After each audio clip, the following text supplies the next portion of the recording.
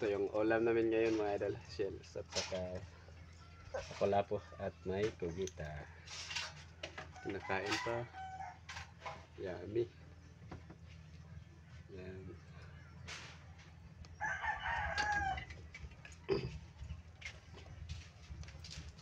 May nakuha akong orsons mga idol.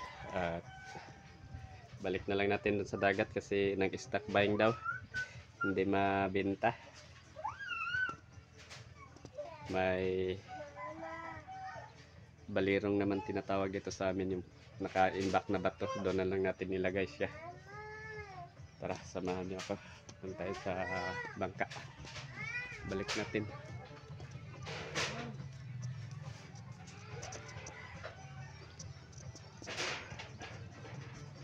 May nagawang bahay dito sa gilid namin.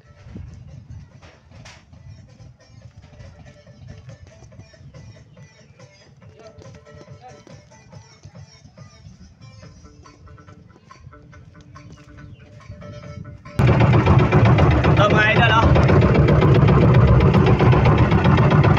Yan. Nilibalik sa ano bato para dumami pa siya. Kasi nag-stock buying daw, hindi raw mabinta. Hindi siya mabinta. Kaya may balirong dito si mama. Yun na lang siyang bubayin doon. Lagay natin.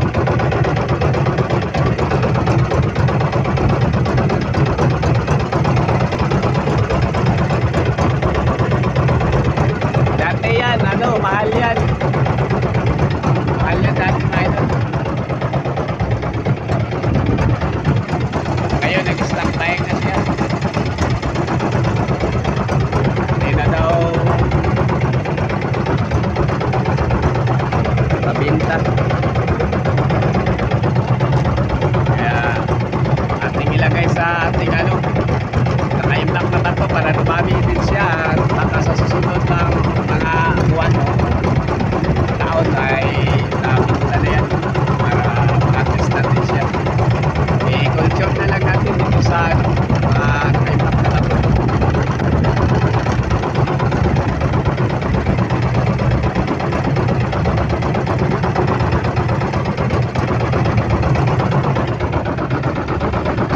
Yes, kumapa, no?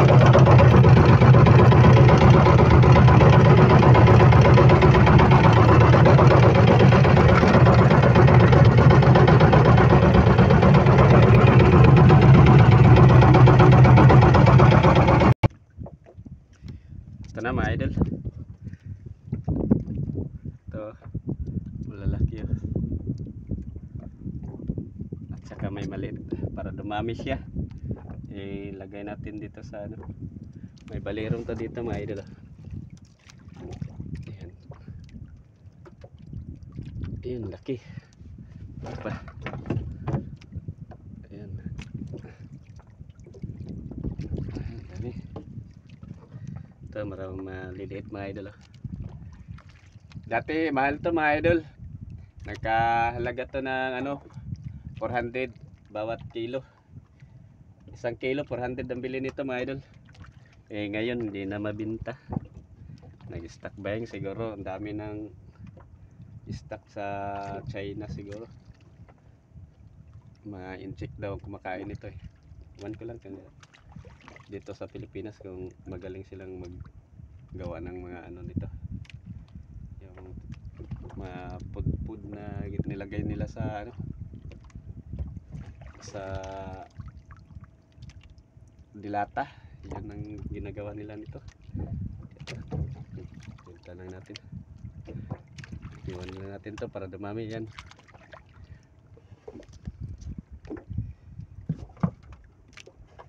Tsaka yung sa amin dito mga idol, yung shares dati sa amin dito 7,000 yung bintahan.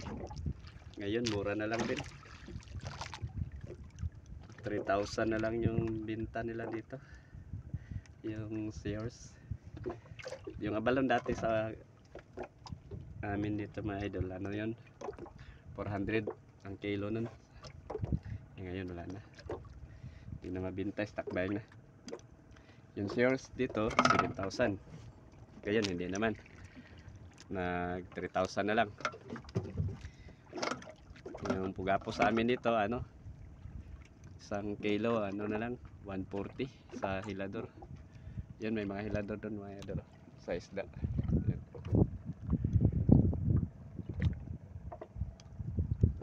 May bumibili na ano, isda mga idol. At yung sales ng mga idol, ano, ulamin lang namin yun kasi para mabusog tayo. Yun ang ating ulamin. Tara, uwi na tayo mga idol. Thank you sa panonood. Hanggang sa susunod.